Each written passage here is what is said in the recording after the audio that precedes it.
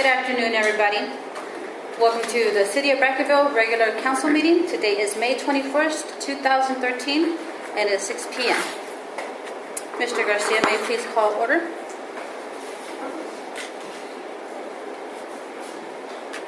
I'm sorry, roll call.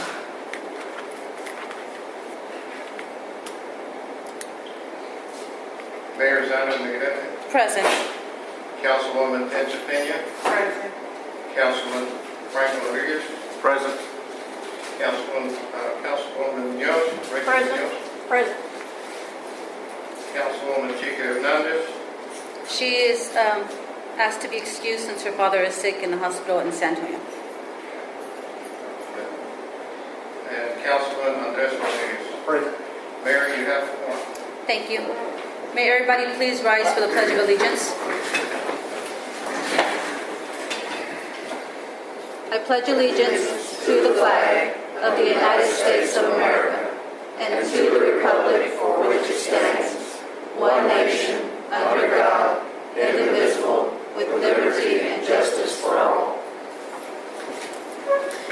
We'll now move down to item number 4, Citizens Communications. I'm sorry? We currently have one sign up on that. Okay. Miss Peggy? I'll wait. Um, defer. okay. Because right now is the time to speak if you... I changed my mind. Okay, no problem. Okay. Anybody else? We'll now move down to item number 5, Council's Communications. Yes, sir. I got two things. First of all, I just want to say that I know all the citizens and all the aldermen here, our prayers are with victims of Moore, Oklahoma, that were in the tornado. We're all praying for them, and I know everybody around here, it feels the same way. So I just want to recognize that we do have them in our prayers. Yes, sir. Second thing, for the record, we do not have a new mayor. Okay, we still have Sandra Niguez as the mayor, and we'll continue to support her as best as we can. Okay, I don't know where the paper got this idea that we had a new mayor in town. Thank That's you. not true. Okay. I'd like to say something also.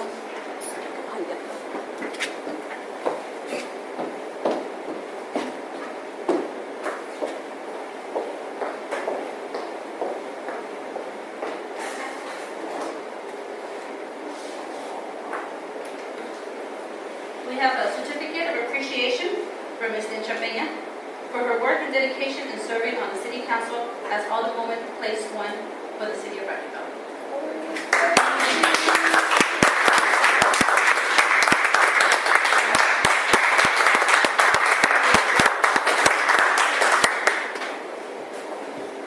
Well, I just want to say thanks to the City of Brackettville staff, to our council, to the audience that have participated in our meetings. I wish the 2 new candidates well.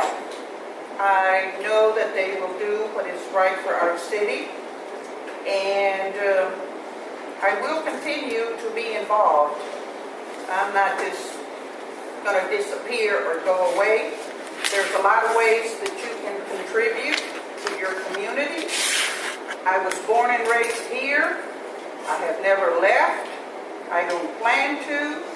And now that I've got all this extra time in my hands, I will do some legwork and continue to be active. Thank you all very much for your support. And once again, I congratulate the new candidates. Thank you.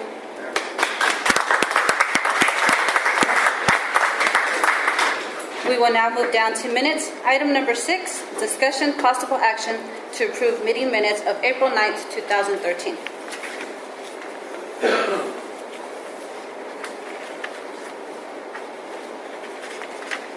I have reviewed them. I didn't find any errors. Anybody else have a? No? Do I have a motion to approve? Make a motion to approve. Okay. I'll second that motion. Okay. Motion by Alderwoman Munoz and second by Alderman Andres Rodriguez. All in favor? Aye. All in favor, none opposed.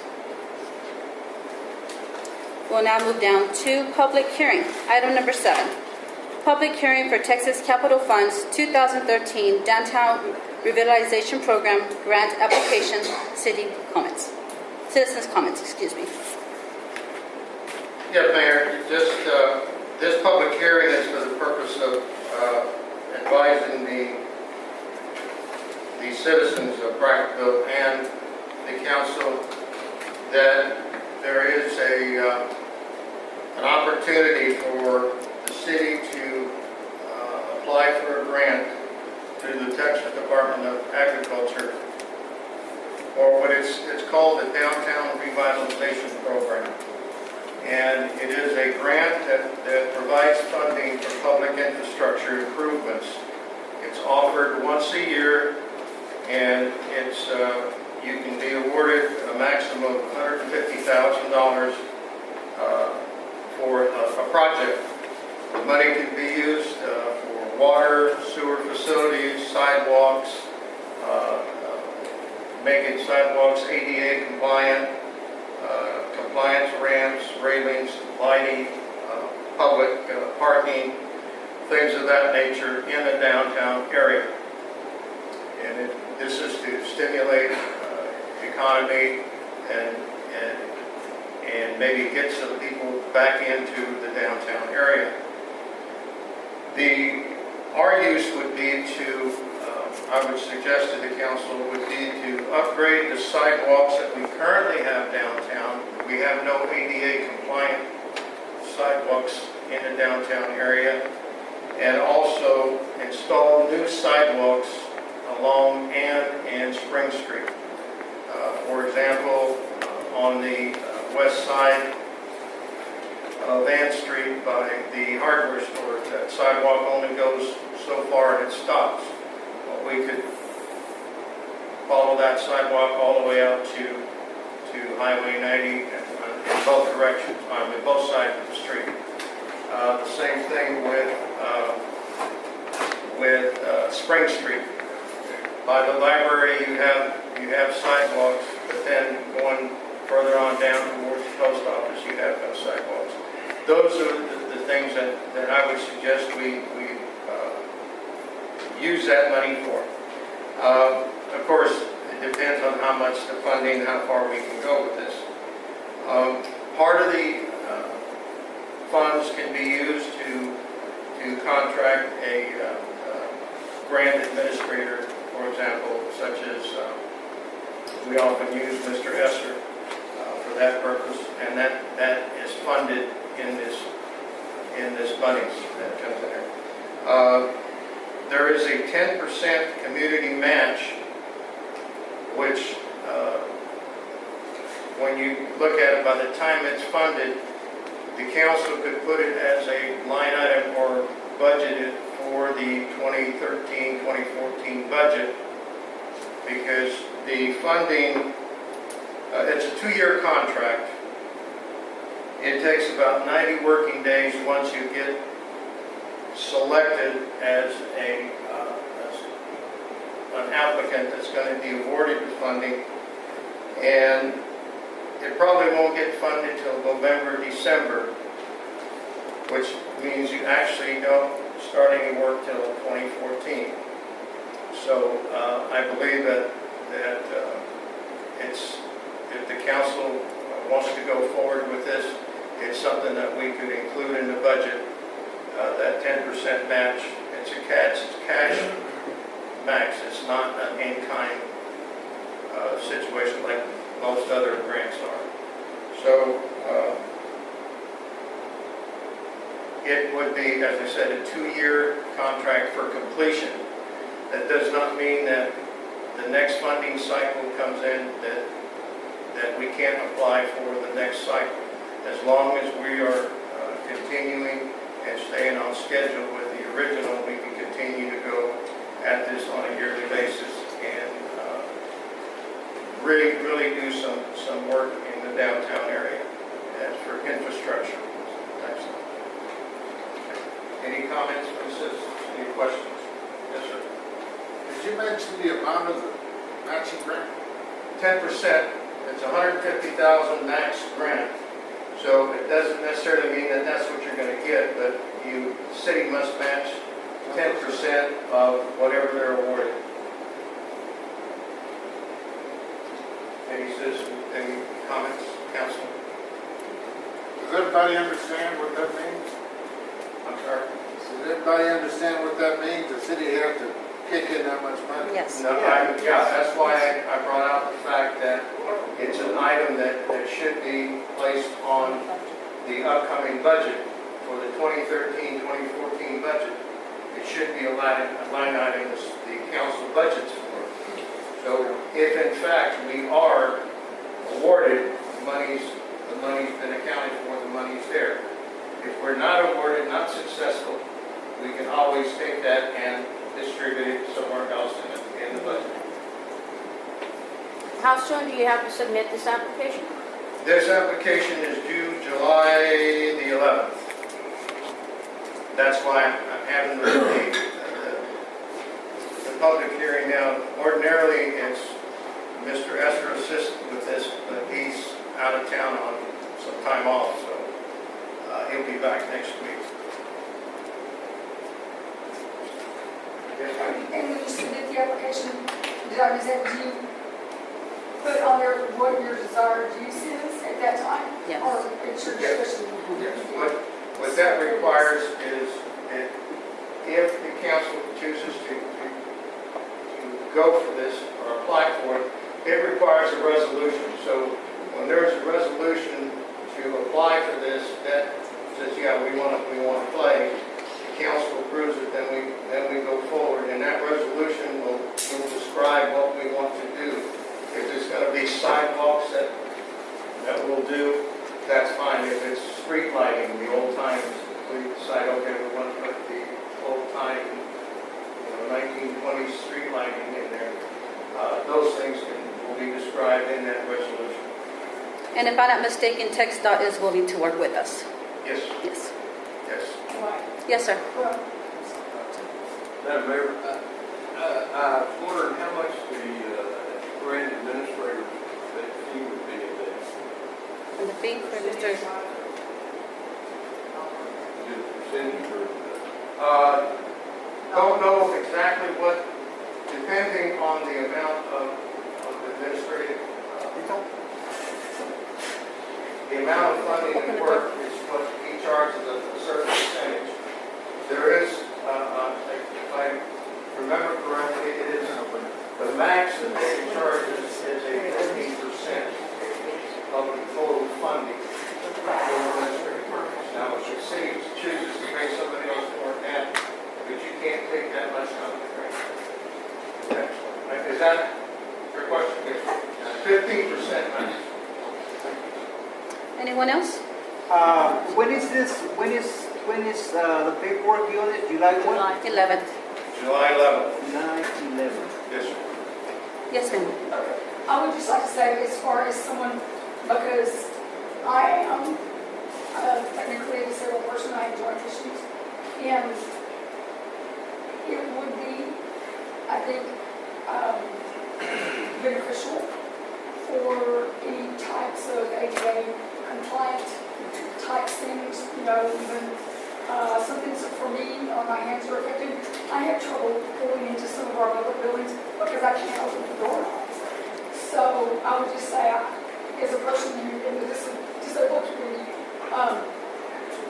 there are some of us who have disabilities, but we're still functioning, but we're not going to live in a few years. So I think a lot of us would welcome any of those changes. Well, yeah, that would include when you go in and apply and to make existing sidewalks or existing ADA compliant, that automatically includes, ramps, railings, lighting, anything of that nature, even to the extent of having put reflector arrows where they're needed on the sidewalk, so people say, okay, this is an entrance, this is an exit. That it'll be all encompassed. Yes, sir. Just one other question. These old buildings downtown, how will they be affected by this grant, or will they be affected at all? No, this is strictly for infrastructure. Okay? If instead of sidewalks, we had no sewer connections downtown. This grant, we could use that for that purpose. So it's strictly infrastructure. Because those buildings are private property, aren't they? Yes, sir. But this grant has nothing to do with that at all. Yeah, but you know what, since you brought that up, somebody might question that, because half those buildings are falling onto the easement where if there would be a sidewalk there, half those buildings are almost falling on that. And if you look at it close enough, there's a sign, there's actually a sign actually holding up the board, it's actually holding up the, all the rotted out, rock that's there, you know, so yeah, there'd be problems. Also, I think we need to have more discussions on this so we can all decide what we want. You know, all of a sudden we want to build sidewalks. Who decided that? Just out of thin air, we want to build a new sidewalk from Brackettville. Council, if you think back, it's merely a suggestion, and this is a public hearing for that reason. Yeah. It doesn't have to be sidewalks. It could be Well, streetlights, it could be whatever. When the resolution is drafted, that's when the decision is made, what it is that you're going after. Yeah, but I would like to, for the whole council, the new council to be involved in this resolution so we can decide what we want in place. And my concern is the money, the 10%. I mean, yes, we can work it into the budget, but we don't even know where we stand right now money-wise. So I would like to make sure that it's not going to be a hardship.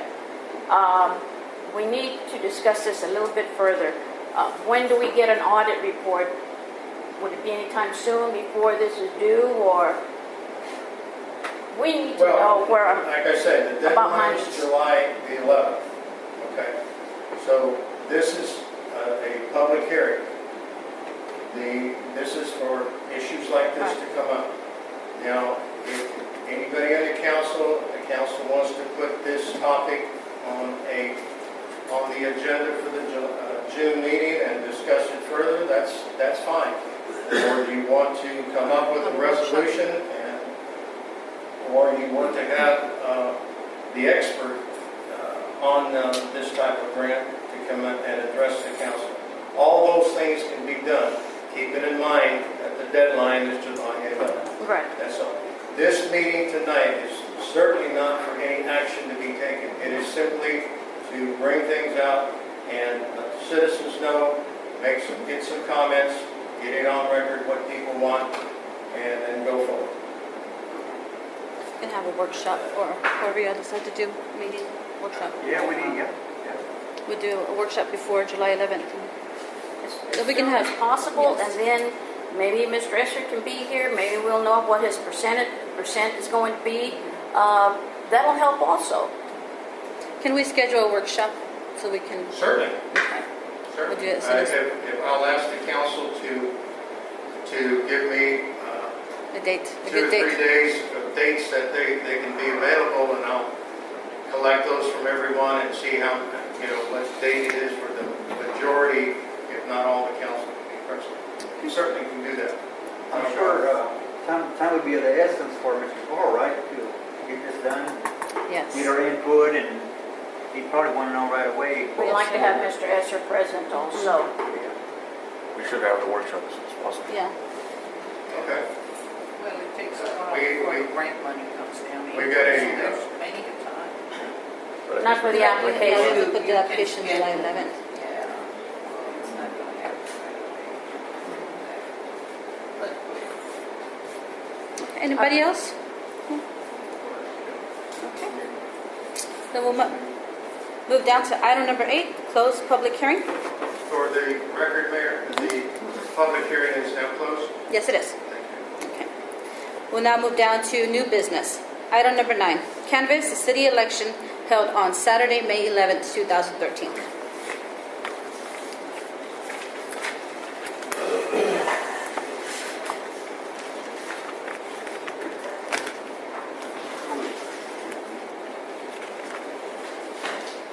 Good evening, Mayor and council members. As City Secretary, the election was held on May 11th of 2013, And I apologize, the election judge and the election early judge was Ida Ortiz. And she called me about 20 minutes before the meeting that she was not going to be able to make it to read out the vote. So I will go ahead and do that for her with your permission because she wasn't able to be here. Yes, ma'am. I will hand over to you, Mayor, the return sheets as I read them.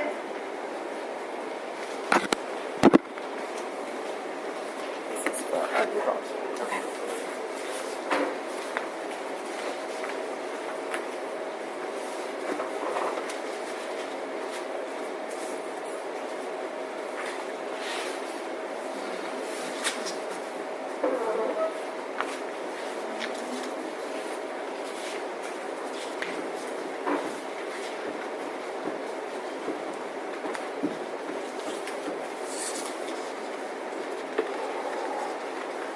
For early voting, we have Alderman Person, Place 1, Joe N. Garza Jr., 144 votes. We have Tencha Peña at 86 votes. We have Alderperson Place 3, Rachel Munoz, 125. Blake Ward at 42. And Camilo Cruz Jr. at 63. That was a total number of 235 votes. Yes, ma'am. For Election Day, we have Alderperson Place 1, Joe N. Garza Jr. at 100. Tencha Peña at 52. Alderperson Place 3, Rachel Munoz, 77. Blake Ward at 36. And Camilo Cruz Jr. at 38. And that was total ballots casted, 153.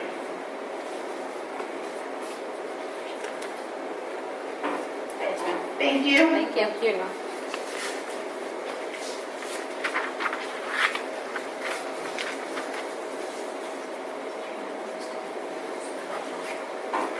We have the... We'll now move down to item number 10.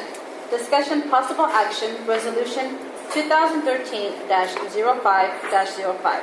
A resolution of the City Council of City of Brackettville, Texas, accepting the canvass of the city officers' general elections held on Saturday, May 11th, 2013. Mayor and council, is the currently seated council needs to take action to accept or deny this election. Do I have a motion to approve? I'll second. Third motion. Have a motion made by Alderman Frank Rodriguez and seconded by Ms. Tencha Peña. All in favor? All in favor, none opposed. Mayor, I'll ask that pass this resolution up. It requires to be signed by all members of the current council. Okay? We'll start with your... All right, sir.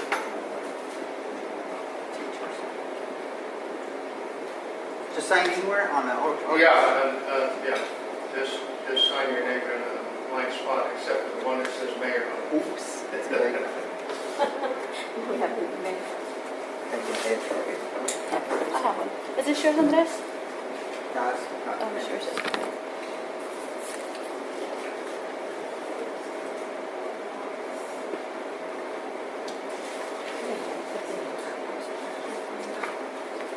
This Rachel, we didn't sign? Hey, wait. Hold on.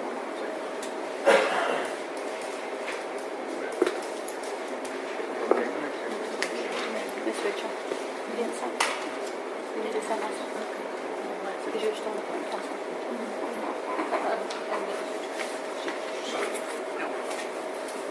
Please.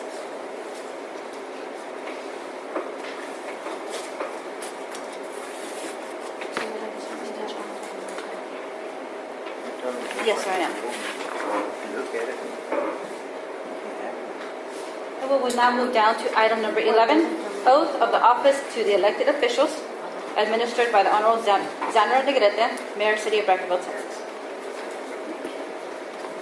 Do the oath, Ms. Rachel. Have to do that? Yes.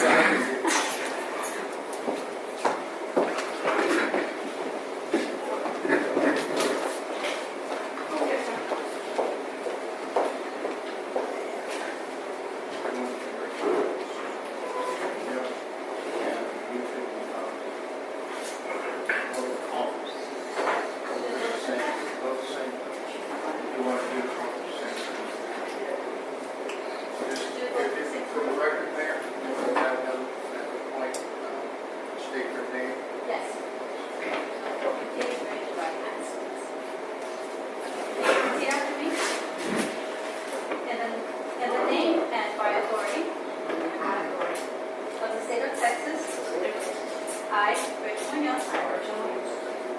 Yes, sir. Do solemnly swear that I will faithfully execute the duties of the office at Alderperson Place 1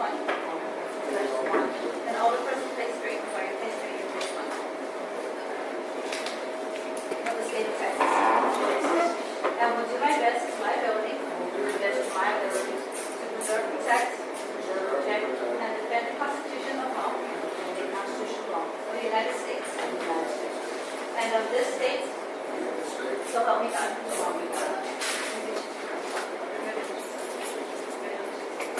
Yes. Please sign.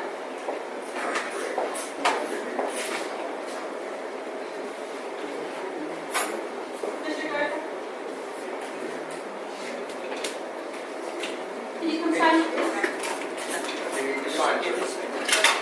What's the pleasure to work? Thank you so much, Joe. I appreciate it.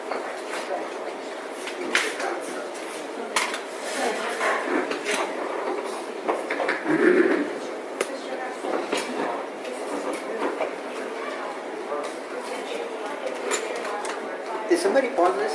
Did you pause this?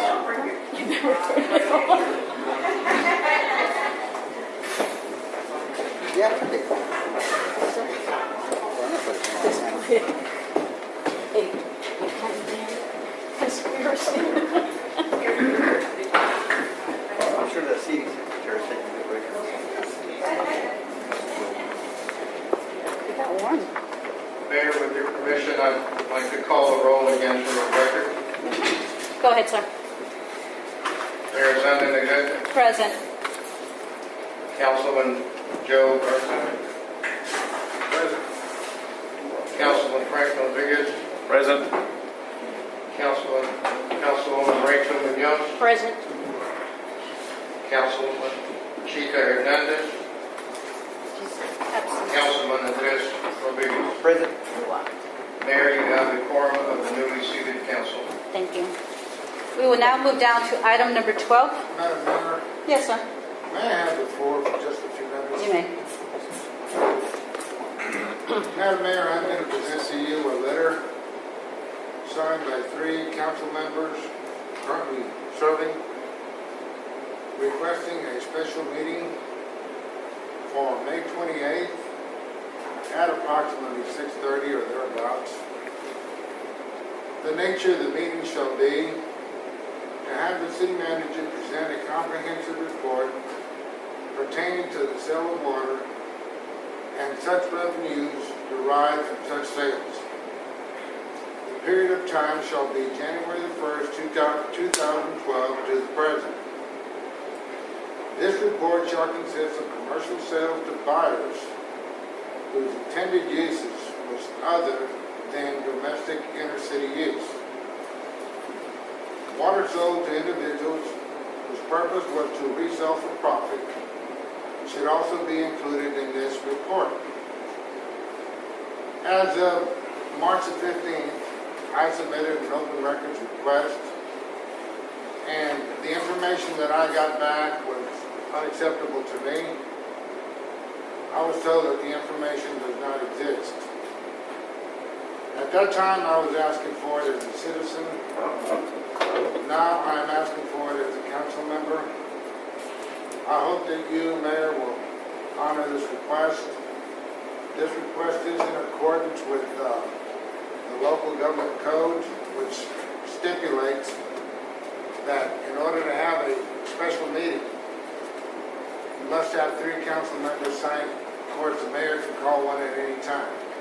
That is your prerogative. But in order for a council member to call one, we must have at least 3 people sign. This letter that I will hand, Joe, would you please hand it to her?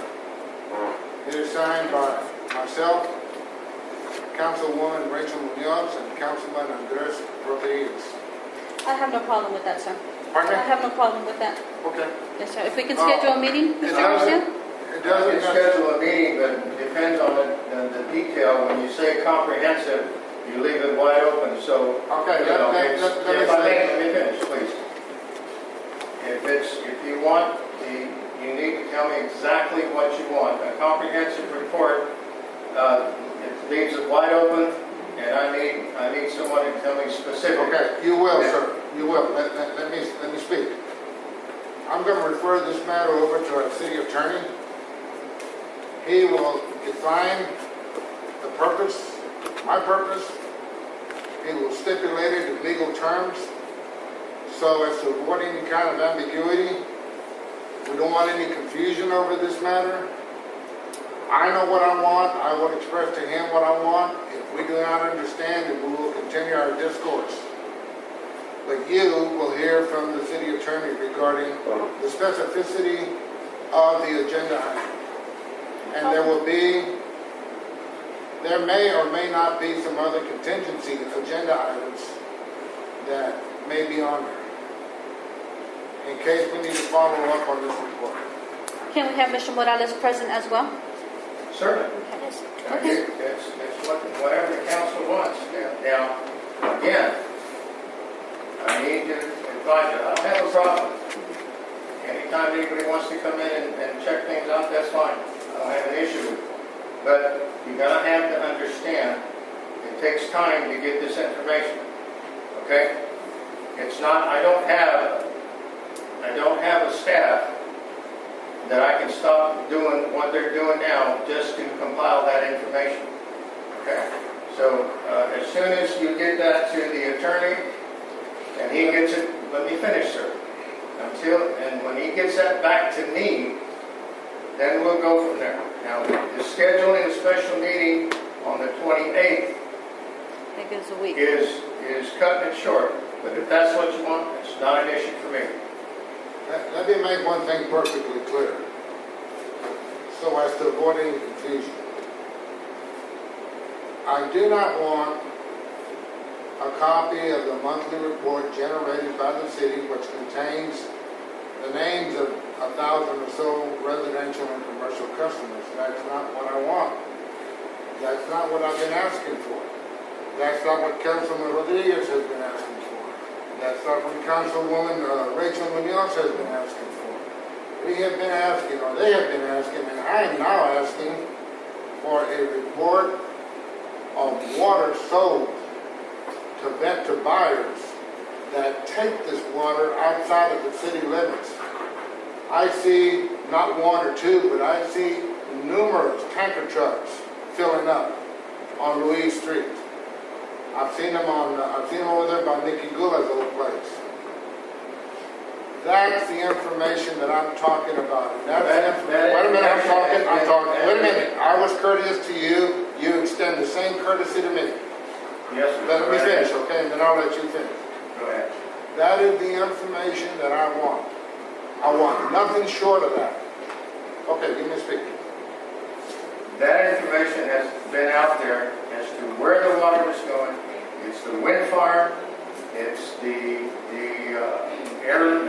airstrip that is being built by Laughlin Air Force Base.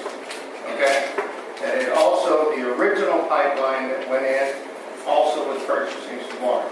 What you see on Louise Street is the only thing that's available that is going on right now is the land use strip.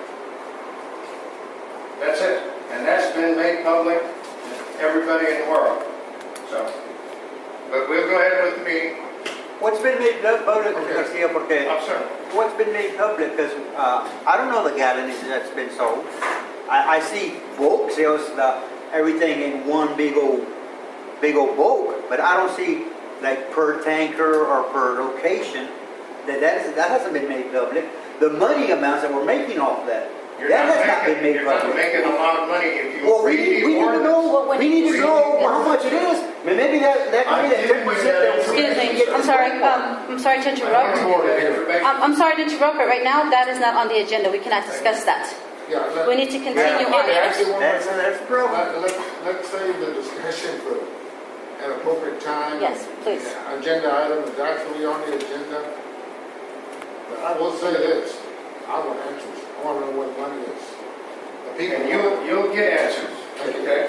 Okay, we're going to move on now. Thank The you. city wants answers. Yes. Not just us. We will have our meeting. Item number 12. Discussion possible action appointing of Mayor Pro Tem.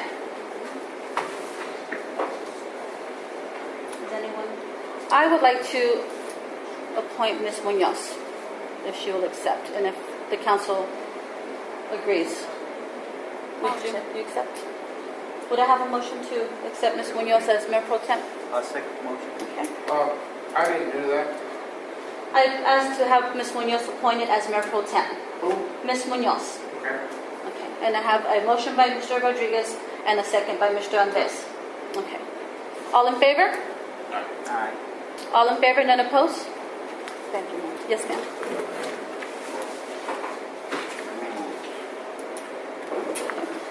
We move down to item number 13.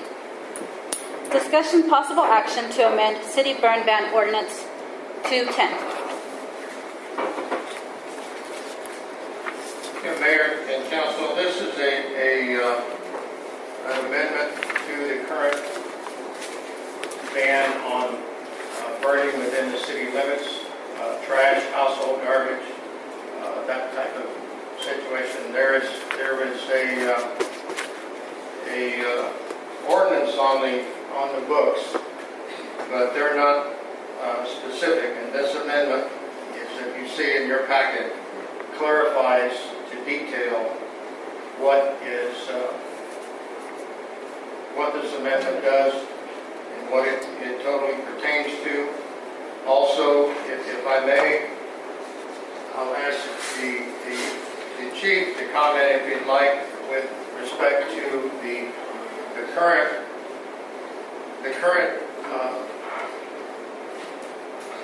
ordinance we have and how hard it is to enforce what we currently have. Can't see Okay. Mr. Chambers. I guess y'all have the old ordinance in front of you? Sir, We have, do you mind stepping to the podium? Not a problem. Yeah, they have. Y'all have the old ordinance in front of you? we do. Okay. If you'll read the old ordinance, there's actually an amendment to the old ordinance that allows for the burning of household trash. It actually permits it. Now, there's several laws out there that TCEQ has and several other things. Those are administrative laws. They have to be enforced by a person that works for TCEQ. So if I can, the best way to describe it is if Ms. Mayor Negretti decides to burn 8 or 10 boxes in her front yard, TCEQ laws prevent that because we have the trash service in town. But in order for that to be enforced, somebody's got to call me. Then I in turn have to call TCEQ. Okay? Their investigator has to drive up here from Laredo. He must witness the violation in order to take action on it. So we really have no enforcement of burning. The old ordinance says brush sticks, planks, boards, stuff like that. But like I said, there is an amendment to that that allows and makes permissible household trash being burnt. The ordinance that's before you as an amendment pretty much stipulates that there is no burning of that, anything in this city, period, unless you have a permit from TCEQ to do it. Does anybody have any questions? No, sounds good. I got a question. Yes, sir. On the fines, it's from $1 to $200. Second penalty would be, I guess, $1 to $500. Yes, sir. What's going to constitute, like if it's my first time I've been caught burning my grass, or not that I do that, but trash or whatever. What's going to constitute the amount of the fine? To be quite honest with you, sir, I have nothing to do with the fines or the stipulation of fines. If you get caught, a citation will be issued in violation of the city ordinance. You will go before the municipal court judge. He has everything solely and wholly to do with the amount of fine that is given. So, because somebody likes Rachel more than they like me, they're going to give me a $200 fine, but they'll give Rachel a $1 $10 fine. Doesn't sound fair. There is a lot of discretion here in terms of the fine from 1 to, what did you say? 1 to 500. 1 to 200, that's very discretionary there. Why don't Actually, sir, the 1 to 200 is the old fine. The 1 to 500 is the current, the amended fine, and it simply has everything to do with the amount of fine that is allowed for a Class C misdemeanor in the state of Texas. And I've got, to be honest with y'all, I've got to tell you, you have three, and I keep walking away, I'm sorry, Mr. Glenn. You have three proposed, or one amendment to proposed ordinances. I have no vested interest in these. These are going to create more work for me. So I have no vested interest. If you don't like the fine and you want to set it for $50 for every deal, that's completely, absolutely y'all's prerogative to change this ordinance however you want. I'm simply here to explain that you have nothing on the books that I can enforce in this city. If everybody in town wants to put a burn barrel behind their house and start burning their daily garbage, there is absolutely nothing I can do about it. I don't think we need to go there. I think we need some kind of an ordinance. I'm not in total disagreement with this. My only concern is the fine. That's all. You know. And Mr. Garza said I think we can lower the fine if, Have a flat rate. people are allowed to start bonfires in their backyard if we let them. We can't do that. We've got to have some rules and regulations to run the city by. My only concern is the fine. I understand. I am Fine way somebody $200, that's a lot of money. I understand. I'm way more involved or in depth on the TCEQ laws than I ever wanted to be, because you can burn logs and sticks. Despite the current ordinance, you can burn stuff for heating, cooking, and certain recreations. It's a wide open deal when you start looking at it. But that was the fine amount you see in there. Stays right along with Class C misdemeanors. And like I said, I don't care what y'all send it Now, out. let me ask you a question. Yes, sir. What about the school district when they have their bonfires on homecoming? How does this affect that? Is that considered recreational? Or They no longer have bonfires. they no longer No, have? sir. Did everybody want to set a flat rate instead of having the But what if fine? they would want to have a bonfire? Would this restrict them from doing it? No, sir. We read that, it does not restrict it from that. It's strictly the household burning, the people throwing out their plastics in a burn barrel and decide they're going to light them up. Does not affect the bonfire. Somebody wants to start a fire to get coals to barbecue. It's not a problem. That's not an issue. It doesn't affect any of that because it clearly states for cooking, for warmth, wintertime, relatives come to visit, people want to stand outside and put a little fire, not an issue. It doesn't affect any of that. And I know there's a lot of folks here that like to do that. It doesn't apply to those. Okay? As far as the fines, let me just, not caution, but remember, remind the council you have a municipal court judge that that enforces the fines. It's not anything I do, it's not anything the chief does. So you need to be aware that you don't want to tie up the hands of the court. Because if you have repeated offenders, if you have fines are generally used to try and get somebody to think before they violate something. It's not necessarily so that the judge is going to say, maximum fine. You just be careful and not to tie the judge's hands. That's all. If I can, this all came up over burning boxes. And I was called to a residence because the neighbor was burning boxes, ashes, and stuff were coming over the fence onto the neighbor's property. when I went back to research my ability to stop that or enforce that, there was nothing. Okay?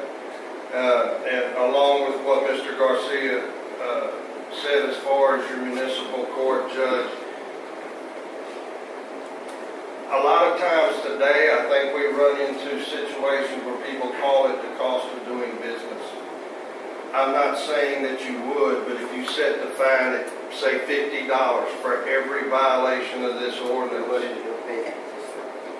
then you'd have people that just figure that was the cost of doing business and pay it. So Well, what do we have, an escalation process? that's fine. I mean, like I said, the other two ordinances that before you, there is an escalation process. This simply just went along with a Class C misdemeanor and what that cost in the state of Texas. Does anybody have any real concerns about the actual burn ban ordinance, or are we simply discussing the fines? I myself am in agreement with the ordinance. Now, I do agree that $100 to $500 is a lot. That's excessive. It is a lot. Now, that can go either back to the 1 to 200 or as, escalating. That's also okay with me. We do need a burn ban, I believe, myself. I would move to abolish the ordinance before I voted for that 1 to 500. That's exorbitant. Yes, sir. It's outrageous. I have no vested interest in it, sir. Set it at whatever you want. Would you like to I have leave no it? problem with the ordinance. I just like to have some kind of stipulations that to the fines, maybe have a graduated, escalated process for first time, second time, third time offenders. Because you probably will have, I don't know, you're the chief of police, I don't know what's out there, but If it wasn't a problem, this wouldn't be before you, Mr. Gardner. I understand. Has it been a problem? Has it been a compelling problem? I'm asking the chief. Yes and no. It happens, but there's nothing. I tell people all the time when they ask me, you can only police people as much as they want to be policed. When I responded to the paper burning trash or the boxes being burned, it was actually a barbecue. They just had a few boxes they threw in. And you have that quite a bit, I would say. You have quite, of course, to be quite honest with you, you have a lot of people that still rake up their brush and their sticks and pile them up and burn them. This is, Chief, this is Brackettville. Small town Brackettville, and people like to barbecue. And as far as I know, there hasn't been a problem. This has nothing to do with barbecuing, sir. I know, I understand it. I read the ordinance. I saw that. But I'm just commenting on this ordinance. I've already stated how I feel about it. I will support it as long as we do something about the fines. I think the fines are excessive. It's an exorbitant amount of money to pay for a fine. Do we need a motion? Anybody else have any? If you want to, if that's the only issue that the council has with it, then the mayor can entertain a amendment to this and amend this main motion.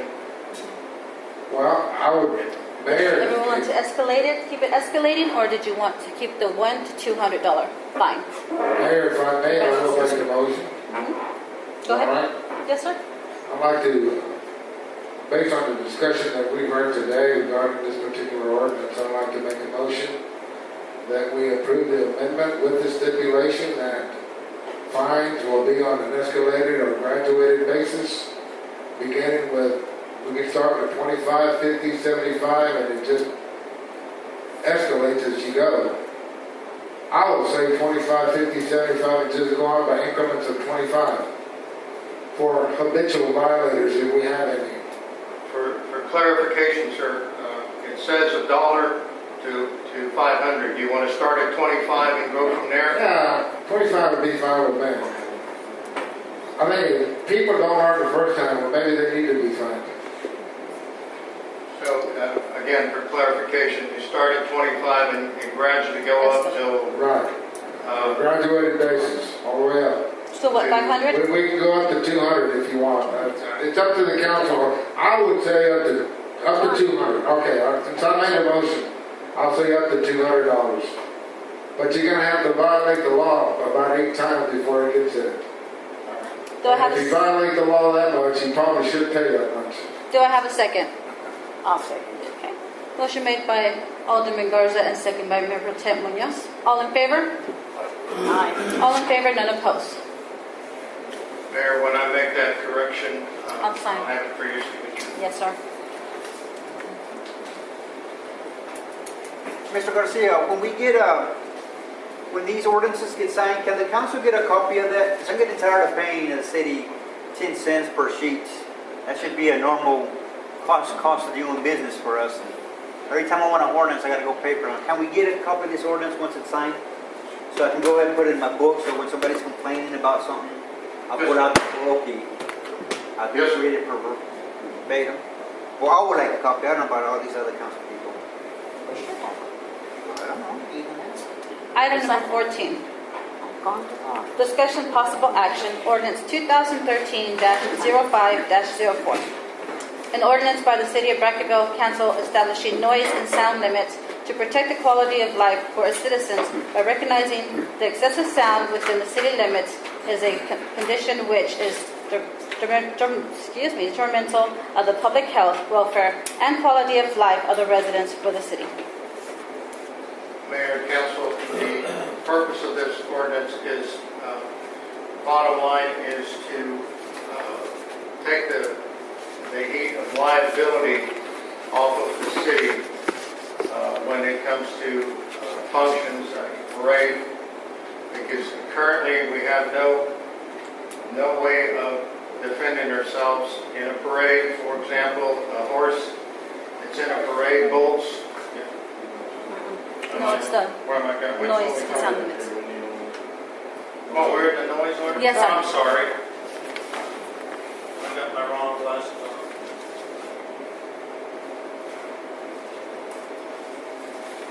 Oh, I'm sorry. On the noise. Okay, I apologize. Now, here we go. This one, it has to do with numerous complaints that we get from loud music, noise, people complaining that there is,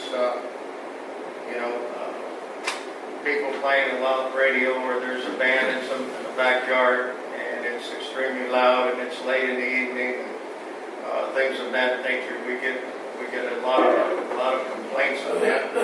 Again, the chief will be able to speak on this a lot better than I can. Now, I will tell you that I have, when I first got here, the first couple of years, I was often getting phone calls in the middle of the night to go and ask them to turn their music down or shut the party down. And the reason I would get the call is because the local sheriff's department does not enforce city ordinances. So I would have to go. Unfortunately, I never got beat up or shot at when I did that, but there were several occasions that I personally had to ask people to shut their party down at 2 or 3 o'clock in the morning. So, Chief, you have to address this a little more. Okay. Noise ordinances are a scary thing in and of themselves. Y'all are looking at an ordinance that was compiled utilizing 23 ordinances within the state of Texas. An ordinance that was compiled utilizing 23 ordinances within the state of Texas. 12 of them were cities comparable to Abilene, Houston, Dallas, Fort Worth, so on and so forth. The rest were compiled off smaller cities, but it is hard to find a city small like Brackettville that has a comparable type thing that you can look at. There's numerous pages on there. I get calls all the time, and it's usually to I'd say no more than 6 people, same residences within this town. The only thing that is enforceable in Brackettville, Texas is, I think it's Penal Code 4201, has to do with disorderly conduct. And in it states that music can be no louder than 85 decibels measured from the point of complaint. Okay? So if Mr. Garza at his house has his music on loud, Mr. Rodriguez can hear it at his house and it's annoying him. When he calls in, I have to measure it from Mr. Rodriguez's house. Now, a classic example that I can give you is a resident next to the football field called in a complaint on music. I drive around for about 45 minutes, finally found it. It's behind DAEP, or the Disciplinary Alternative Education Bus Barn is what a lot of people know. It's in Wolf Valley behind that bus barn. Won't measure 85 decibels, won't get anywhere near measuring that high at the point of complaint, yet it can be heard, and it is a problem. In front of you is an ordinance, simply regulates the noise, the amount of noise, and the big thing is in it is that if Mr. Garza is playing his music too loud, I measure that utilizing my decibel meter from his property line. And that's pretty much what the noise ordinance regulates, is just that music, and hopefully will give me something to stop some of the calls. And you do have a device to measure? Yes, ma'am. Okay. Did I misunderstand when I read mowing after 7? I don't know. Because I work all day long, and when I go at home, I rest a little while, and if it's 7, 8 o'clock, I'm mowing. And if it bothers my neighbors, I'm sorry. But I don't think I should be fined for mowing my lawn. That. I agree.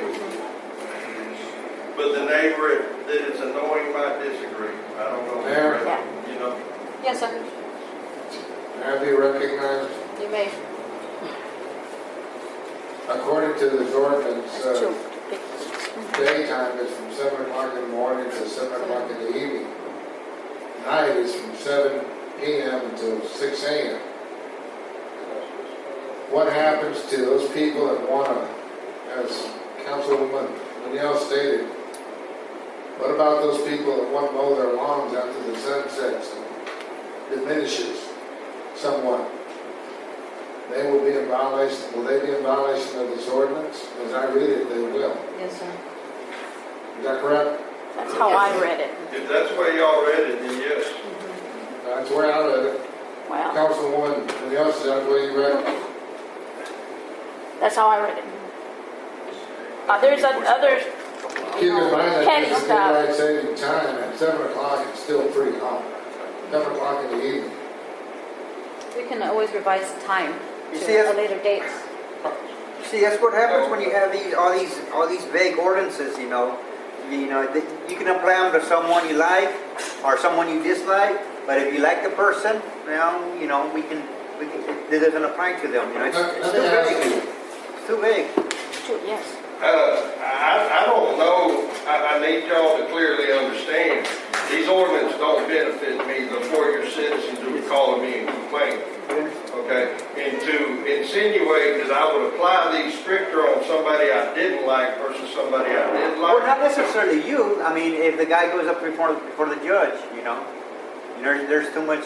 I guess too much what he's leeway either getting way. at, there's a lot of times that these calls come from family feuds. One neighbor or yeah. neighbors don't like the other neighbor, and that's what it escalates whole burning to. We all know that. The whole burning deal is Right. just 2 neighbors that don't like Right, each they other. don't like each other.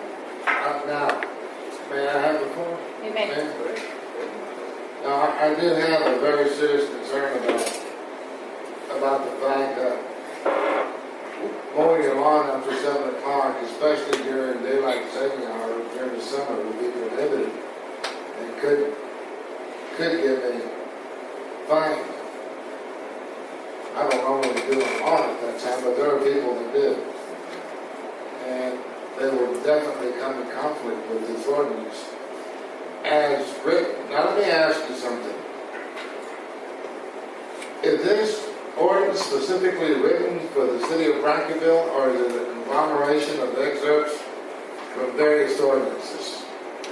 It's excerpts from various ordinances that I looked over. I'll be honest with you, at no time in my career have I ever attended an ordinance writing class. And so I read the ordinances that the other ones are using and try to figure out what their gist is, and at the same time close loopholes, but not restrict. And it's like I said, I mean, there is a certain amount of restriction. If you don't like the restriction or you think it's unfair to your citizens, don't vote on it or change it. I feel like basically, and I could have stood up here and said, the city needs a noise ordinance, y'all need to figure out who can get somebody to write it. You know, and tell you why the city needs a noise ordinance. But I did take the time to write the ordinances, and yes, they are a conglomeration of, like I said, 23 different cities. Yeah, I think. Traditionally, or? To be honest, I think that's a waste of your time for you to be writing ordinances. We pay certain people a lot of money in this city to be doing this type of work. We're paying you to police Brackettville. You know, that's kind of waste of our chief of police time to be writing ordinances, doing research. Let me correct that.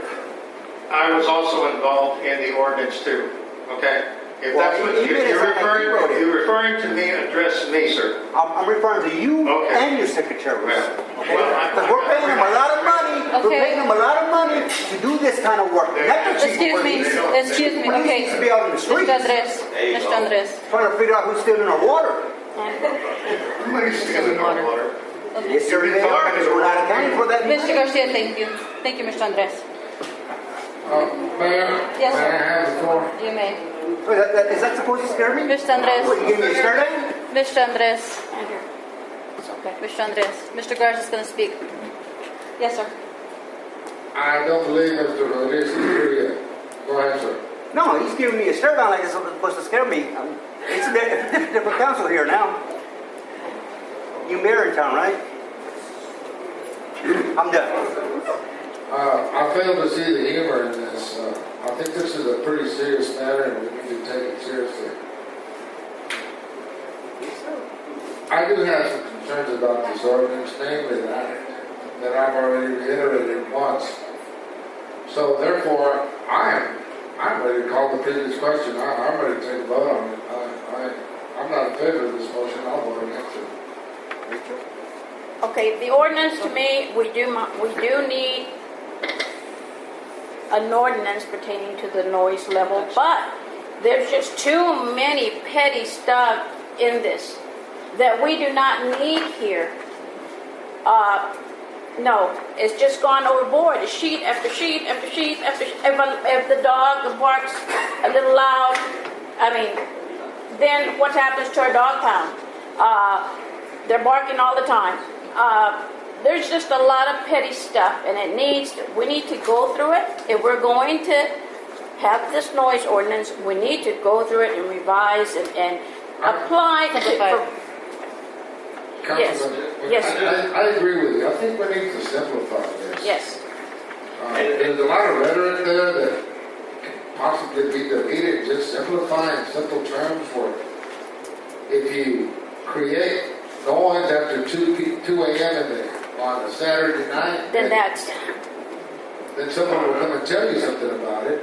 But otherwise, So do we have a table?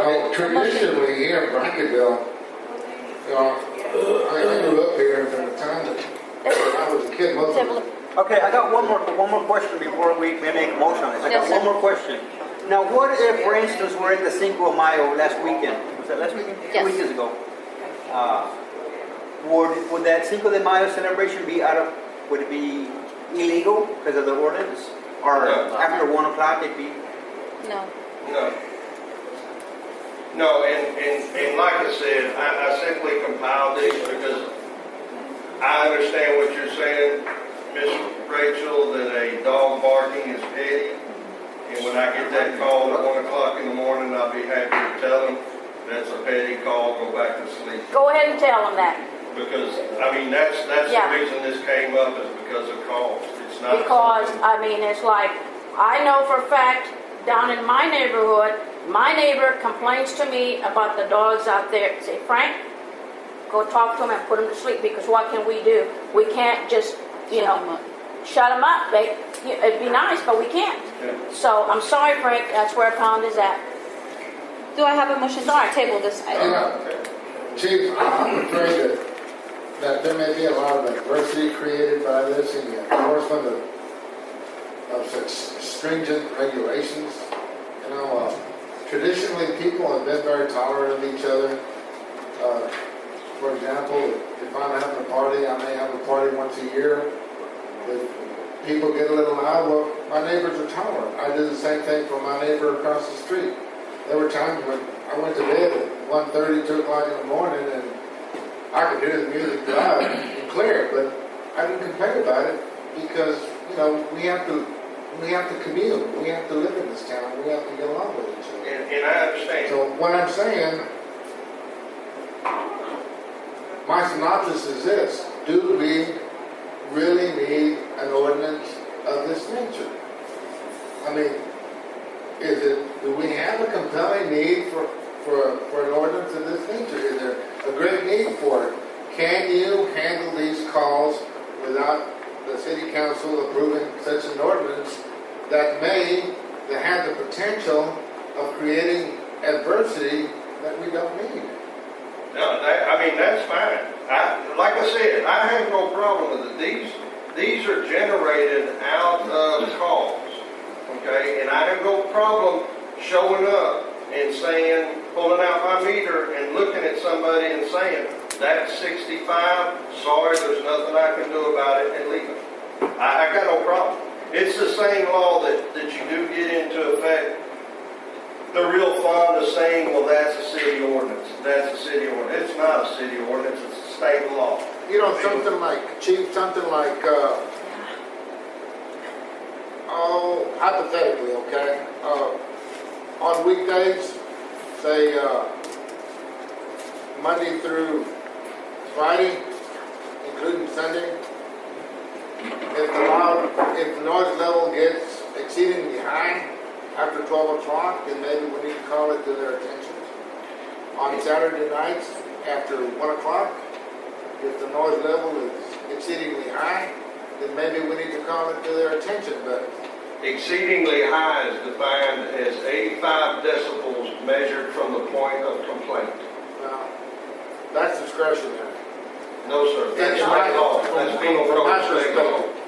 Okay, from my perspective, I'm not talking about an ordinance, okay? You're assuming the ordinance is already passed. It hasn't passed. No, I No, don't. it hasn't passed. What I'm saying is discretionary, okay? It's discretionary. Let's say that the ordinance doesn't exist, then it's up to your discretion to, if people complain about it, traditionally that's how it's worked here. You mean he can go over to the person that's being complained on and ask them, hey, can you turn it down? That's right. I'm all for doing that. If the music gets too loud, if people get rowdy, hey, go on over and say, hey, look, the neighbors are complaining, lower it down. And in the case on certain instances where I'm told I'm not turning it down and there's nothing you can do, Yes, ma'am. Okay, next. I don't think people will tell you that, Chief. sir, I've been told that twice. Excuse me, Mayor. May I speak? Yes, sir. I do believe there has to be, for example, you said till 2 o'clock. Okay, 1 o'clock, 2 o'clock. If after midnight that noise continues, and like he said, he has been told, he can't tell him. That's where a fine comes in. I do believe that, yes, they should be fined after a certain time. Yes. Right. But, I'd say midnight, 1 o'clock, not 7. I would support something like that. Yeah, I think we do need an ordinance. I would support something like that. Something a little simpler. This is very complex. It is. Yeah, this can be amended That it be, to protect our citizens. And yes. Hey, give us a brief Yeah. synopsis of this. Give us a summary of this, and stipulate after 12 o'clock on weekdays, including Sunday, after 12 o'clock, if the noise level is in the discretion of the chief of police, You know, and you be the judge as to the decibel. Chief, there's another I have one. problems hearing, so I can't do that. Mayor, may I? Yes, you may. There's another one here that I consider, I mean, it may not be petty to some people, but around Brackett, there's a lot of contractors that work from 7 till whatever time to finish a job. And right here it says, no drilling, you know, it's got a list of things that they wouldn't be able to do their job. And that's a time that kind of cools down a bit and some of them want to finish a job. It would affect them. That stuff is what I'm saying, that as far as the noise, and no, but this stuff here, that's just, And please understand, okay, it's not you. I don't care what y'all do with it. I don't. I put it before you because I get calls from your citizens, okay? I don't care if y'all pass it or not. I have no vested interest in it. I don't. Well, no, you It was- should it was care. It was simply a matter of putting something together so I have something to enforce, because Penal Code 4201, disorderly conduct, 85 decibels measured from the point of complaint is not something that is as crazy as it may sound. 90% of the calls that I go to, because neighbors are complaining, they don't exceed that. They don't fit in to the penal code deal. So this is just an ordinance that narrows it down. Yes, it's picked, and the other thing is, I understand, simplify, keep things simple. The reason that the transportation code, penal code, and criminal code procedure book is that thick is because when you simplify, you leave loopholes that people will go around through unless you explicitly dictate things in a legal terms. And so, like I said, we're back to the same thing. I understand what you're saying, Miss Rachel, about the dollars. I believe what you say, Mr. Garza, about the midnight thing. I believe 100% in what y'all say. Y'all put it out there, I'll enforce it. This was an ideal because your citizens are calling and they are having problems with loud noise. And I did notice also that the fine was $1 to $500 also. That's too steep too. But, Chief, you do have an interest in whether this ordinance passes or not, because you are the one that's patrolling. So to say that you don't have a vested interest is inaccurate. Mr. You Garza, do have an interest. I'm going to enforce whatever laws I'm able to enforce. Right now, y'all pass this, I will enforce it as a city ordinance. You don't pass it, nor do you pass any other noise ordinance, I will still be out there on the street enforcing Penal Code 4201, disorderly conduct. I will enforce the laws that I am able to enforce. So no, sir, I disagree. I do not have a vested interest in whether or not you pass it. Your interest is whether or not you're able to enforce it or not. Okay. If I would like you to don't have an suggest- ordinance, you can't enforce it. But Excuse me. what I'd like to see, I would like to see if something simplified. Mr. Garza, I was speaking. I'm sorry, you interrupted. I would like to suggest a motion to table this item and continue on to the next item, please. Do I have a motion to table this item? Table it to when? Till next month, once it could be revised. Mayor, do we have a motion? Yes, What is the motion? to have the ordinance revised and brought back to us next month. Do we have a second? As of now, no, because you interrupted. I'll second. Okay, thank you. We have a motion by Mr. Rodriguez to go ahead and table the ordinance and have it revised, brought back to us next month, and second by Mr. Garza. All in favor? Aye. All in favor, none opposed. Question over here. Yes, sir. Do you want this on next month's agenda? Please.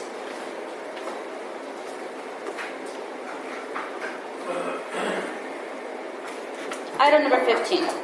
Discussion possible action ordinance 2013-05-05. An ordinance by the City of Brackettville establishing parade, special event, street functions, and regulations to protect the quality of life for citizens by recognizing that unregulated gatherings of citizens within the city limits is a condition which can be detrimental of the public health, safety, welfare, and quality of life for the residents of the city. Mayor and Council, this ordinance has come about because of, as I mentioned earlier, everybody enjoys parades, and we We like to have the parades, but also we've got to be cognizant of the fact that the city is actually liable for anything that may occur during this parade or any function that may occur that the city is party to. I started to use the example of a horse in a parade bolts and runs through spectators. It automatically becomes, the way we are now, becomes a liability for the city. This ordinance starts off by making the group or individual or that is putting this parade on, they understand the requirements and the liability lies with them. They are responsible for ensuring that things in the city can still be can function. For example, emergency services. The fact that if we have an emergency while the parade is there, they understand that they have to clear the streets and things of that nature. This ordinance covers those issues, but it also allows for how should I say, a planning portion of this ordinance. It makes you want to plan that what goes on and look at the various issues that might come up. I'll give you an example on this last function that happened Cinco de Mayo. There was nothing wrong with it. Everything was planned accordingly, except for traffic control and parking. I thank the Lord that we didn't have a situation where we had a fire or some emergency in town that required the fire engines and the ambulance to pull out of Sorry, Mr. the Garcia. EMS vehicle. Mr. Rodriguez, will you change the cassette around, please? Thank you, sir. Okay. Go ahead, sorry. Okay, no, that's fine. Had that occurred, the way the cars were situated around that function, we would have never been able to get any fire apparatus out of that building to, especially for a structure fire. The ambulance would have had a hard time getting out once they got out to actually maneuver the street around it. So this is just one example of the parades. For example, like we all like to throw candy. I've done it and all that. However, you look at the situation that you present there. You're throwing candy outside that vehicle. A child bolts in front of the vehicle to get that piece of candy that they see in front of the vehicle. We have a problem. So I'm just generalizing on this, but I really ask the council to look at this because we need to have something in the books. Now, this is not going to prevent the homecoming parade. This is not going to prevent any parades. It just allows for proper contacts to be made with EMS, fire, the sheriff, the chief of police, to look at this and say, okay, we try to prevent any issues that might happen with the safety of the citizens involved. Also, it also makes the event coordinator or the group also makes them responsible to clean up afterwards. This functions that have often happened, and I know it's volunteers, but the city is left with footing the entire expense of cleaning what is left over, and it's becoming expensive, especially when you have to bring somebody in on a weekend to clean that up because you don't want the varmints and to spread that trash all over the place. Okay. Again, it doesn't doesn't happen with everybody. This Border Bash, they had their softball game in here, and I asked them to clean up afterwards. It was perfectly clean, so it's worked both ways. So what I'm just looking at is to make sure that the city is covered and we're not liable for any accident that may occur during a parade. It's not to stop parades, it's not to prevent any type of celebration of anything of that nature. If something were to happen now, we have nothing in the books to defend ourselves. So the application fee, Mr. Garcia, the application fee is $100? That is for for profit only. If there is a group that wants to have a parade and they're gonna, it's for profit, then there is a fee. School, the Boy Scouts, Seminoles, Friends of the Library, all of those, there would be no fee whatsoever. Okay. It's just what it would require is some planning and contacts made with emergency and law enforcement, and any make sure that the parade route is properly protected as the parade goes through, so we don't have somebody not familiar with town blow right through the middle of the parade. And that has occurred, not here, but in other cities. Questions? Anybody have questions? How would someone get the knife? Give me an example of a revenue-generating parade. Ku Klux Klan marching down Ann Street is a matter of recruitment. But it doesn't generate revenue. As they recruit, they have to pay recruiting fees. Yes, sir. Pardon me, I didn't hear that. If they have to pay, if they get 40 people to join and there's $40 to be members, that is revenue generating. Yeah, but it doesn't generate any revenue for the city. No, they would charge. I'm not referring to the city, Oh, sir. yeah, okay, I see what you mean. Any others? I mean, that's, Mr. Garza, I don't know of any others. I can tell you that as the example that I used, if the Ku Klux Klan decides to march down Ann Street or Spring Street, the city has no measures in place to control that. Okay, the fine here is $1 to $2,000 for not complying. And forgive me, I looked at the city's ordinances too when I was doing this. Y'all got a fine of $1 to $1,000 for violation of the golf cart ordinance. So, I mean, I didn't feel like I was completely out there with some of these fines that this is what the average of what other cities are charging. And don't take it personal, I'm not Mr. here. Chambers. Don't take it personal. It's just, we're asking, that's it. it doesn't sound like you're taking it personal. Please don't take it personal. No, I'm not. Trust me, believe me, sir, I'm not. I've been called on the carpet before. I'm not taking it personal. I just have a concern. The Cinco de Mayo parade. Trust me, we're not calling you on the carpet. If we're calling you on the carpet, it'd be a totally different situation. I appreciate that. Trust me.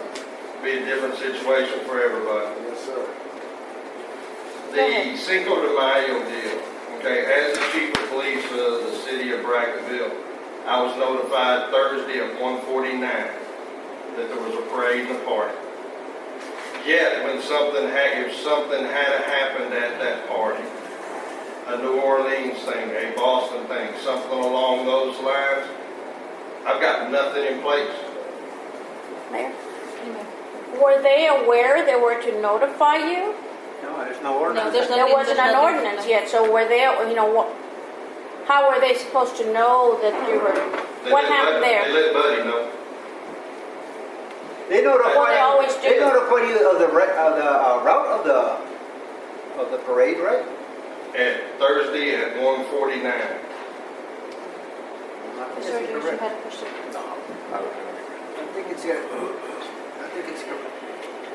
Yeah, I'm gonna give you my 2 cents on this. I think we're always coming up ways to try to charge the citizens more and more money every time we turn around, and another $100, you know, on top of $180 permit fee, another $100 for a freaking parade, you know? The $100. Personally, I want to make a motion that we go ahead and just postpone this indefinitely. You know, keep having the parades as we You want to have. have it Is tabled? that a motion, sir? Yes, sir, I'll second. So you want to have a motion to go ahead and table the item indefinitely. and leave as is? Yes, ma'am. Okay. Indefinitely. Okay, no. I And you believe we second? have a motion and a Yes, second. and you second it, yes. Motion to table item and to leave as is. And we have a motion by Mr. Rodriguez Andres and second by Mr. Garza. All in favor? Aye. We In have, favor? yes, everybody's in favor except for Mr. Rodriguez, Frank Rodriguez, he opposes. And the motion carries. To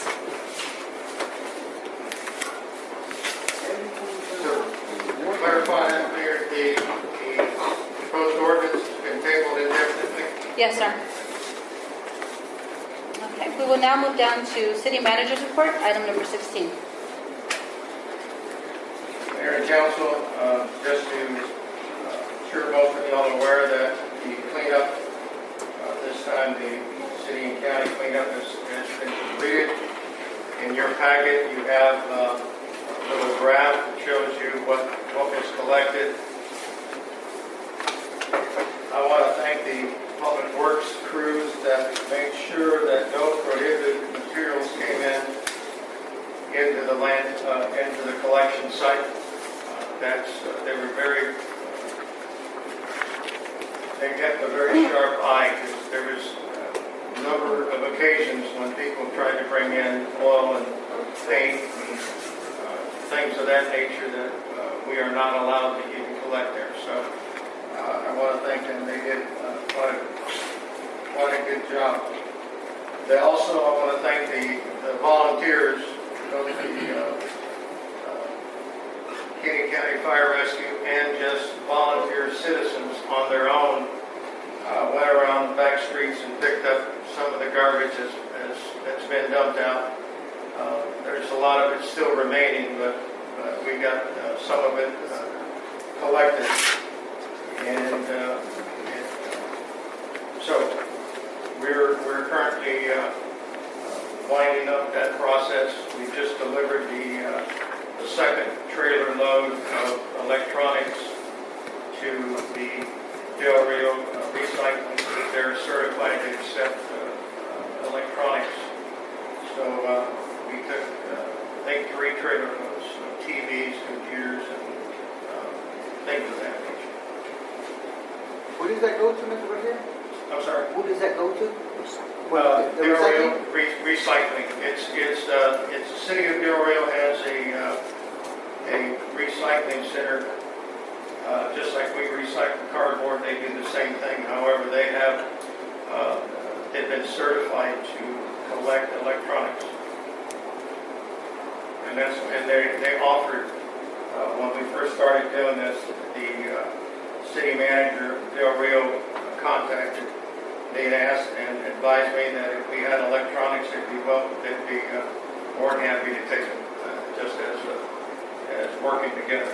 They get no money for it, and they get grants to operate it and donations. So they have a contract with a recycler that picks it up at no charge.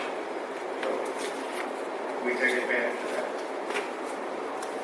I'll ask the council and the mayor to encourage their family and friends to get involved in the various committees that are being formed to begin to revitalize the historical area downtown. There is a website out there.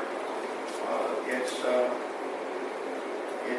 partnersforprogress.net, and there's various committees that need to be formed to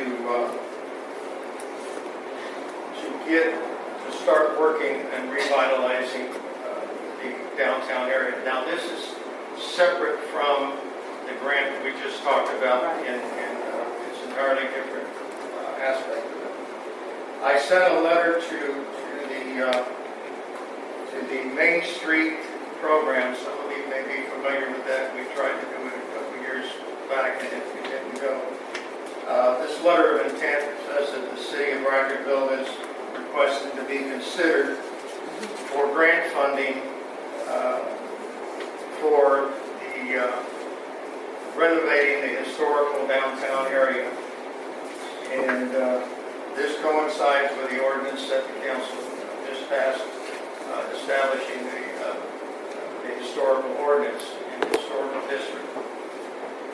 Now, this process includes a site visit from the Texas Historical Commission, a staff member that is part of this program. This all comes under the umbrella of the Texas Historical Commission. And this particular program is called the Texas Main Street Program. Now, a good example of that is downtown Uvalde. They applied for this and got a grant, and they restored numerous old buildings, including the Opera House. The applications for this can be up to $500,000 you can be awarded, and this would you could use this money to purchase the buildings if that's what the city chose to do, and renovate them, those types of things.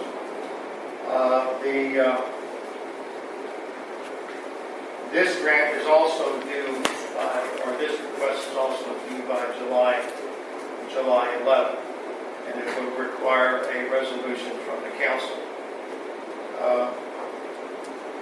There has been a site visit scheduled for June the 17th, and the meeting's going to be held at right now at the conference room there at the at Barbara's table, and then from there we'll walk the downtown area and show this representative from the state what we're looking at and what the possibilities are. Hopefully there'll be some people that join up in the committees. Council, certainly you're welcome to certainly be there. The mayor's committed. I'll ask the rest of the council if you're available, please attend that meeting. What's the date, Mr. Garcia? June The 17th. date, June the 17th.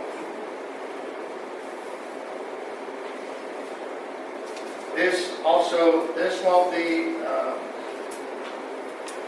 the award won't be given out till in the October timeframe. The commission meets 3 times a year, and they will be meeting sometime in October. This is only, you get to apply only if you're invited to. So that's why you have the site visit. The staff member comes out, takes notes, listen to see what people have to say, how enthusiastic the city is, what kind of support you have, and then they make a determination. The commission makes a determination. The staff member goes back and reviews the criteria. If they consider you or want to invite you to submit an application, there will only be 8 applicants allowed to participate. Out of those 8 applicants, a commission makes a decision as to who gets awarded. There's only one award out of those 8 applicants. This is an ongoing project. In other words, if you get awarded and you continue on, you can reapply the following year to continue whatever improvements or revitalization you do in the historical area. But this has nothing to do with economics downtown. It is revitalizing historical buildings. In our case, it happens to be, the majority happens to be downtown at this point in time. So it could be, the money could be used to purchase some of those rundown buildings and rebuild them back up. to the original statute. So, that's, yes, sir. Do you know of any plans or has been any thought given to doing something about the condition of the buildings downtown? Yes, sir, I have. They have been that way since I was a kid. That's Yes, sir. a long time. Yes, sir. Been a long time for me too. I used to, believe me, I mean, date myself, I used to go into some of those buildings when they're actually businesses, so. Yeah, I'd like to see something done with those buildings. Yes, sir, and this is part of what I just described is one of the steps to get this done. We've got to start somewhere, and if the state of Texas is very, very interested in keeping the history of Texas in small towns, you know, and keep that going and keep that alive. That's our main focus. Now, if we, the city, the citizens, you know, it helps us economically, well, so be it. But their intent to, and there's a lot of money to be had. Very few cities apply for it. But you got to have a structure. And what they want to do is keep the history of these small rural towns, whatever it may be, whether it's Peanuts, whether it's Western, whatever it may be, but keep that history alive. And this, if we go forward with this is a tremendous boost for us to be able to do something with those buildings. Whether purchase them from the current owners, lease them, whatever needs to be done, we have the backing of the state of Texas. I certainly do hope so, because something needs to be done. Yes, sir. I can appreciate the historical aspect of it, and also appreciate the lack of the aesthetics with those buildings. You know, Yes, sir. they're natural. Very nice. Several times. Matter of fact, I even attempted to, I threatened one of the owners, not threatened, but I suggested in the letter that if nothing was done, then the city was going to demolish that.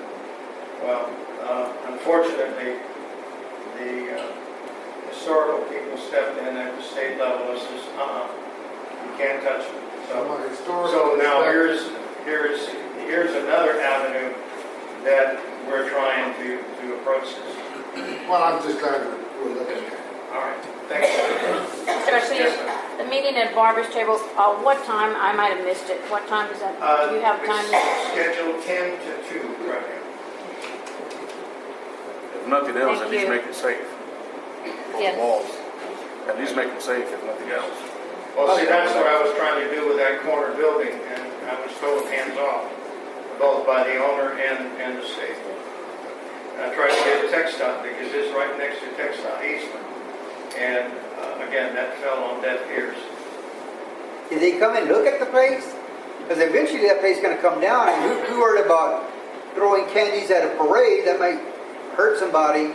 But if you look at those buildings, they're practically leaning towards the road.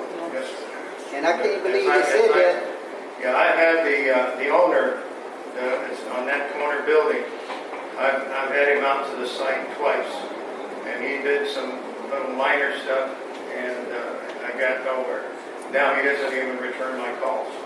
I got the local historical commission to submit a letter, and unfortunately I can't repeat in public what his response was on that thing. So this right here, I believe, is the way to go to get this going and get those buildings restored to their glory, because we have a lot of history, and we as a city should be taking advantage of and use it to our advantage for economic purposes.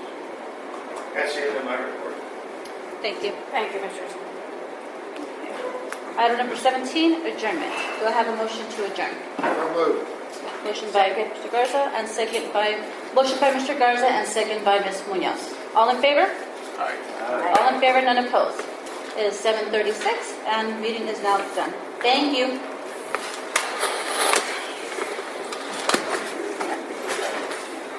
You're both Mayor Pro Tem, there, what is it?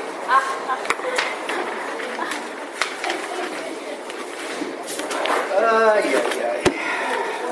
Call me anytime you want. The best place you can do is go to me at is at work, because I can't have my cell phone in the office. Okay. So if you need me for anything, call me then. Okay. I don't call me, and my boss is Brief, fine. one of these days, just brief me on. I'm sure I can read about it, et cetera, et cetera. Okay. But, Andrew, thank you. Thank you, sir. Yes, ma'am. And I think what sets a lot of people off is the fact that a lot of things are being done without the council even knowing. As soon as we start working together, what we can do, And we need to, make working together. That's important. yes, sir. I agree with you. Enough is enough. Yes. Oh my God.